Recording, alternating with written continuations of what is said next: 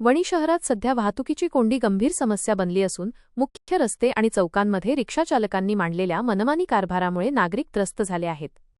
विशेष म्हणजे पोलीस प्रशासन शहराच्या बाहेर नाकाबंदी आणि वाहन तपासणीत व्यस्त दिसत असताना शहरातील मुख्य बाजारपेठेत मात्र वाहतुकीचे नियम धाब्यावर बसवले जात आहेत. यामुळे पोलिसांच्या कार्यपद्धतीवर प्रश्नचिन्ह उपस्थित होत असून नागरिकांमध्ये संताप व्यक्त होत आहे. शहराच्या आत रिक्षांचा विळखा. शहरातील टिळक चौक, शिवाजी चौक आणि मुख्य बाजारपेठेतील रस्त्यांवर रिक्षा चालक आपले वाहन कुठेही उभे करतात. शहराच्या बाहेर पोलिसांचा राबता मोठा असतो, मात्र शहरातील बेशिस्त वाहतुकीवर कारवाई होत नाही. यावरून वणीतील जनतेमध्ये आता उघडपणे चर्चा सुरू झाली आहे की रिक्षाचालकांकडून मिळणाऱ्या हप्ता वसुलीमुळेच पोलीस गप्प आहेत का? शहरातील जनतेतून असा आरोप केला जात आहे की पोलीस आणि रिक्षाचालकांचे काही अर्थपूर्ण संबंध तर नाहीत ना?